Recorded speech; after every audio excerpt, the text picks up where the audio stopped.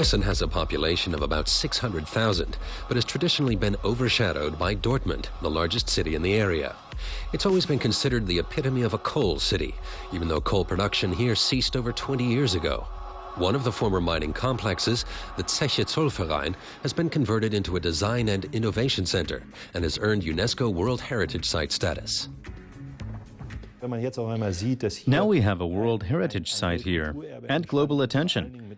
What's more, not because of dirt and products like coal and steel, but because of nicely designed products from across the world.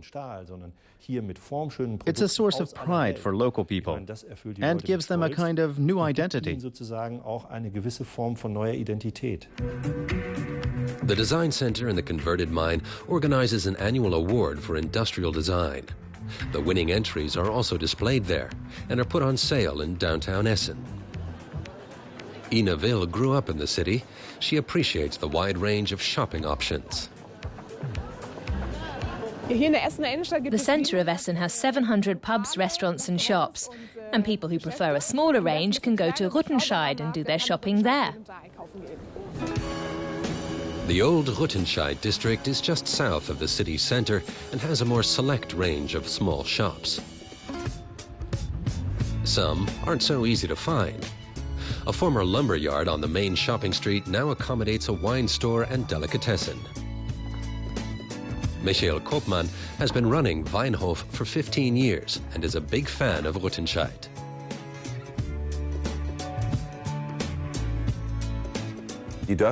What makes the neighborhood so charming is the village-style layout. You immediately notice here that, like in a village, everyone knows each other and everyone says hello. Michael Koopman is among those who have attempted to add some extra gloss to the area, which used to be primarily residential and home to local miners. Just 3 kilometers away is an example of Essen's architectural heritage, the Villa Hügel. With 269 rooms, it was built 130 years ago by one of Germany's biggest industrialist dynasties, the Essen-based Krupp family.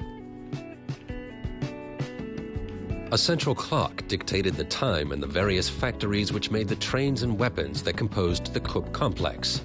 This is where the Krupps would welcome their guests. Today, the villa is open to the public. The Villa Hügel phenomenon allows you to discover the history of the Krupps through the old pictures. But there are also a lot of modern exhibitions here, of interest to young and old alike. Modern art is no newcomer to the Villa Hügel. It hosted its first exhibitions in the 1950s.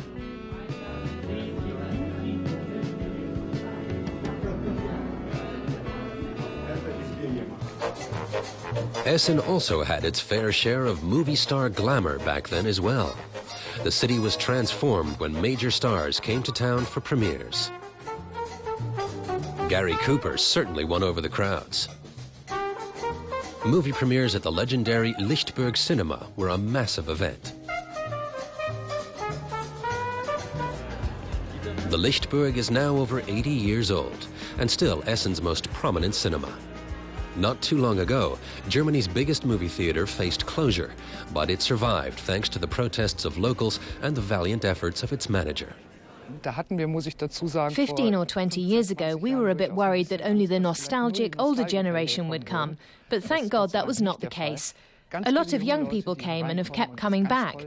They find it great and unusual and they behave, so now it's a popular meeting place for them.